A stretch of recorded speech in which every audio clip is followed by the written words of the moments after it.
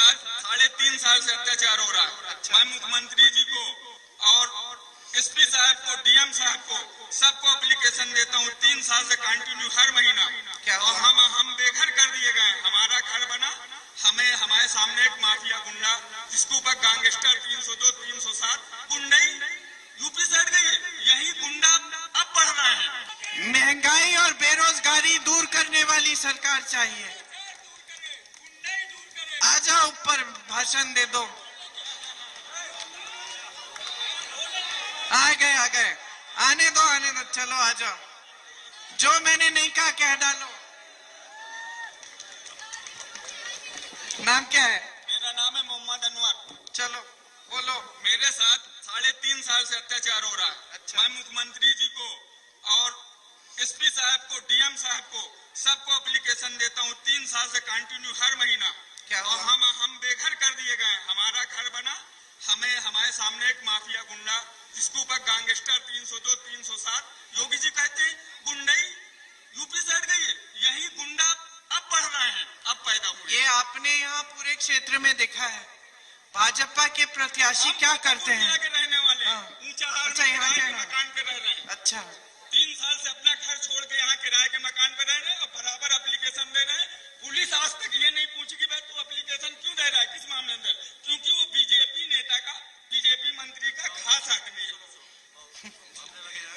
ठीक है, तो देख लो क्या कह रहे हैं। कह रहे हैं कि गुंडाई फैल रही है पूरे क्षेत्र में। ये आप जानते हैं। तो ये सच्चाई है आपके जीवन की। आप इस अपने जीवन की सच्चाई के आधार पर अपना वोट डालो। भैया को भारी से भारी बहुमत से जिताओगे, कांग्रेस पार्टी की सरकार लाओगे केंद्र में, तो आप देखना कितना बदलाव आएगा। भाजपा के यहाँ के जो प्रत्याशी हैं, सुबह से शाम तक प्रधान को प्रताड़ित करते हैं, कोटेदारों को प्रताड़ित करते हैं। यहाँ का कोटेदार वैसे भी मुसीबत में रहता है। अन्य प्रदेशों में 200-200 रुपए मिल जाते हैं, यहाँ 90 रुपए मिलते हैं और वो भी नहीं मिलते क्योंकि बीच में अधिकारी भी ले लेते हैं। तो यहाँ का कोटेदार वैसे भी दुर्बल है।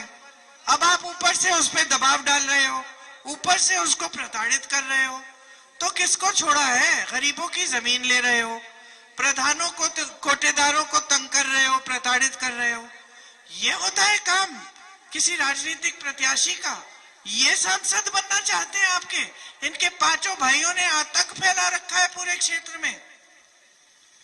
सांसद आपके मेरे भाई अगर बनेंगे तो आप देखना, माताजी का काम आपने देखा है कि किस तरह से काम होता है। झुक के आता है आपके सामने। माताजी कभी अहंकार को लेकर नहीं आई आपके सामने, हमेशा झुक के आई। आपकी बातें सुनी, आपको समझा, आपका आदर किया। हमारी विचारधारा यही है। हम चाहते हैं आप मजबूत हो।